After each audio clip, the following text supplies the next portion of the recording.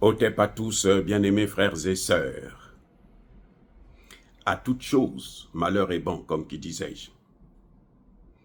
Et ça, je crois que ça se vérifie encore une fois de plus. C'est vrai, c'est dur pour le Congo. Le Congo a perdu plusieurs de ses hommes, de ses habitants. 18 millions, c'est tout un État qui a été un pays, qui a été dépeuplé. Mais il y a un paramètre très important que beaucoup de panafricanistes n'ont pas vu encore jusque-là. Je voudrais vous rappeler que le Congo, c'est plus de 400 ethnies. Plus de 400 ethnies. C'est difficile de réunifier 400 ethnies. Que 400 ethnies puissent se trouver sur la même longueur d'onde. C'est très, très, très difficile. Bien entendu, dans ces 400 ethnies, il n'y a pas des Tutsis, il n'y a pas des Kinyarwanda. Kinyarwandais plutôt. Il n'y en a pas. Si quelqu'un vous dit qu'il y en a, c'est faux. C'est autres ethnies, excepté les ethnies rwandaises. Il n'y a ni Tutsi, ni Hutus congolais. Même si c'est vrai que les Hutus sont des Bantous comme les Congolais, mais il n'y en a pas d'origine congolaise. Ils sont venus, ils se sont naturalisés, ainsi de suite. Bref. Donc je disais que pour réunifier 400 individus, c'est très, très, très difficile. Mais qu'est-ce que nous constatons? Nous constatons aujourd'hui que le fait que Kagame ait exagéré et cette guerre a duré trop longtemps, les gens en ont marre. On constate que de plus en plus, les Congolais sont en train de se réunifier. Ça, c'est le bon côté de la situation. Les amis, en tant que docteur en sciences politiques, c'est notre rôle. C'est vrai, ça fait mal, nous, ça nous fait mal. C'est pour ça d'ailleurs qu'on en a fait notre créneau de bataille. Hein, parce que ça nous fait mal que nos frères et sœurs en RDC puissent mourir. En tant que panafricanistes, on ne peut pas tolérer ça. Mais quand on regarde de loin, on voit que même les manifestations qu'il y a partout dans le monde des Congolais, on voit que les Congolais sont en train de se réunifier. Et ça va au-delà des Congolais. Comme ça s'est passé pour le Mali, le Burkina et le Niger. C'est aller au-delà du Mali, du Burkina et du Niger. C'est pour ça qu'on ne comprend pas comment il y a des petits panafricanistes maliens qui vont vous dire hey, « Ne parlez pas du Mali, vous ne connaissez pas la situation du Mali. » Qui ne connaît pas la situation du Mali? Qui ne sait pas ça? Qui ne sait pas qu'Assimi Goïta est venu sauver le Mali? Qui ne sait pas qu'Assimi Goïta a fait 2 coups d'État pour en arriver là? Qui ne sait pas que le Mali est devenu presque la capitale du panafricanisme? Qui ne sait pas ça? Il faut être ridicule pour continuer à dire aux gens « Arrêtez, vous ne connaissez pas la situation du Mali. » Non, on ne connaît peut-être pas tout, on n'a pas toutes les informations, mais la situation globale du Mali, là, nous la connaissons, c'est pour ça que nous soutenons le Mali. C'est pour ça que nous soutenons le Burkina. C'est pour ça que nous soutenons le Niger. Et ce sont les efforts de nous tous qui ont permis à ce que le Mali puisse arriver là où il est. Là.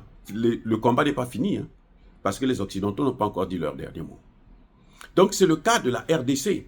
C'est-à-dire que cette situation de la milice mercenaire rwandais et terreau rwandais est en train de réunifier les Congolais et est en train de réunifier les Congolais avec l'Afrique. Parce que de plus en plus, les Africains sont en train de se sentir Congolais et sont en train de prendre la mesure de la situation. Les amis, c'est incroyable. Il faut apprécier ça. Maintenant, comment Tshisekedi peut faire pour capitaliser cet enjeu-là de l'unification des Congolais et même l'unification de la jeunesse africaine autour du Congo? Comment? Mais c'est simple. Tshisekedi n'a qu'à faire ce que les Congolais lui demandent de faire, c'est-à-dire changer de partenaire, clairement, en tant qu'État indépendant. Parce que quand on est la souveraineté, ce n'est pas un 20 mots. La souveraineté, c'est un, comment on appelle ça? Ça se pratique, voilà, ça s'expérimente. Le pape est venu dire ça à Kinshasa. Il a dit, le problème des Congolais, non, ce n'était pas à Kinshasa, mais quand il venait à Kinshasa, son interview, sa dernière interview, juste avant de prendre le vol pour venir à Kinshasa, c'est ce qu'il disait. Le problème des Africains, c'est qu'ils ne veulent pas expérimenter leur souveraineté. Ils ont peur d'expérimenter leur souveraineté. C'est bien beau de dire « je ne négocie pas avec Kagame ». Mais Kagame est avec les Occidentaux. Et ce sont même les mêmes Occidentaux qui demandent de négocier avec lui. Mais si tu es vraiment souverain, si tu sens que le pouvoir, c'est ton pouvoir, la moindre des choses, c'est commencer maintenant à tourner, à regarder en dehors des Occidentaux.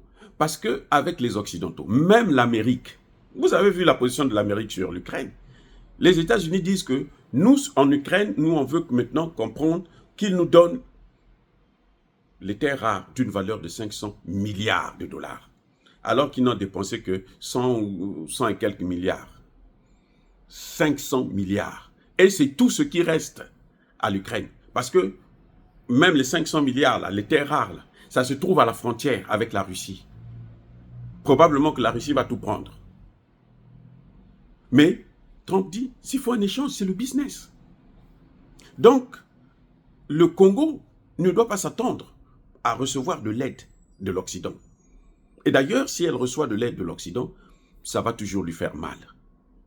Donc, pour capitaliser cette réunification des Congolais, il faut que Tshisekedi s'engage ouvertement. Comme il l'a fait pour la Chine, il le fait aussi pour la Russie, il le fait pour l'Iran. Parce que le Qatar, écoutez bien, c'est le Qatar qui finance le Rwanda.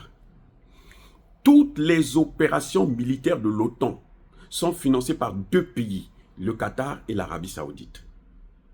Je reprends. Toutes les opérations militaires de l'OTAN, que ce soit en Yougoslavie, que ce soit au Moyen-Orient, que ce soit en Libye, que ce soit en Irak, que ce soit en Afghanistan, tout a été financé par le Qatar et l'Arabie Saoudite. Et ce sont ces deux pays qui sont à l'origine de la création, avec les États-Unis d'Amérique de Barack Obama, de Al-Qaïda et de l'État islamique. Donc, M. Tshisekedi, au lieu d'aller ouvrir des ambassades au Qatar, parce que soi-disant, tu es plus riche que le Congo est plus riche que le Qatar. Le Qatar ne vaut rien. Vous comprenez? Au lieu d'aller voir ces gens-là, il y a l'Iran. L'Iran forme plus d'ingénieurs que la France. Chaque année, l'Iran que vous voyez. C'est pour ça qu'ils sont maintenant, ils ont l'arme nuque. Vous croyez qu'on fait ça avec des idiots? Non, on fait ça avec des gens intelligents, avec des ingénieurs compétents. Donc, le Congo devrait maintenant, et Tshisekedi à la tête, devrait prendre la décision de se tourner maintenant vers ces pays-là. Les pays des BRICS. L'avenir aujourd'hui est aux BRICS. L'avenir aujourd'hui est dans les BRICS. L'avenir aujourd'hui est avec les BRICS. Si vous comptez sur les Occidentaux, ils vont vous donner une paix provisoire. Vous avez, Tshisekedi a passé quand même 3 ans. 2018 à 2021. Il y avait la tranquillité. C'est vrai qu'ils occupaient déjà des terrains, mais il y avait la tranquillité. On tuait moins. Qu'est-ce qui est arrivé? Pourquoi? Parce que là, Tshisekedi s'entendait avec les mêmes Occidentaux et le même Kagame. Donc, on ne peut pas continuer chaque fois à revenir sur les mêmes choses. Les Congolais, en ce moment, sont très unis autour du président Tshisekedi. C'est à Tshisekedi de maintenant prendre ses responsabilités pour satisfaire les besoins de ces Congolais. Et les besoins, ce n'est pas les besoins économiques. C'est d'abord les besoins sécuritaires et stratégiques. Changer, il vous demande tout le temps, changeons de partenaire, changer de partenaire. Si un peuple ne se trompe pas, M. Tshisekedi, n'écoutez pas vos conseillers autour de vous. Un peuple se trompe rarement. Et même quand il se trompe, il est capable de changer, de corriger l'erreur très rapidement sans que ça ne fasse trop de dégâts. Je reprends. Monsieur le président Tshisekedi, un peuple ne se trompe pas. Il ne se trompe jamais. Les cas rares où les peuples se sont trompés, ils ont les moyens politiques, et stratégique pour corriger leurs erreurs avant que ça ne fasse de gros dégâts. Mais un homme, un cabinet peut se tromper et entraîner le pays dans l'hécatombe. Voyez les États-Unis. Biden a cherché à faire la guerre contre la Russie. Il a reçu la dédollarisation parce que la décision a été prise dans les services de renseignement, son cabinet à lui, les gens comme Victoria Nuland, Anthony Blinken, Sullivan et autres, ils ont conduit le pays dans la faillite. Si c'était les Américains qui avaient décidé, qui a été consulté, ça n'allait pas faire autant de dégâts. La dédollarisation, peut-être qu'elle ne serait pas arrivée. Monsieur Tshisekedi, tirez la leçon. Je suis docteur en sciences politiques. Je sais de quoi je parle. Oui, j'ai été couronné par de grands professeurs français comme les Bruno Etienne, comment on l'appelle, j'ai oublié même le nom de mon directeur de thèse, il est père à son âme. Bruno Etienne aussi père à son âme. Oui. Donc, j'ai rencontré et débattu avec des gens comme comment il s'appelle celui-là? Vous voyez, je veux dire que la chance de la RDC, c'est de prendre maintenant le chemin que demande le peuple. Le peuple, vous avez vu, le peuple a demandé, depuis très longtemps, il demande, faites partir la MONUSCO. Tshisekedi résiste. Voilà, que fait la MONUSCO? La MONUSCO aide Kagame. Oui, c'est parce que le peuple a, c'est-à-dire qu'un peuple a un flair que nous, les êtres humains, nous n'avons pas. Vous comprenez? Les êtres humains n'ont pas ça. En tant qu'individu seul, tu ne peux pas. Mais quand un peuple se lève, quand il dit, c'est ça que nous voulons, prenez le soin de faire ce qu'il vous demande.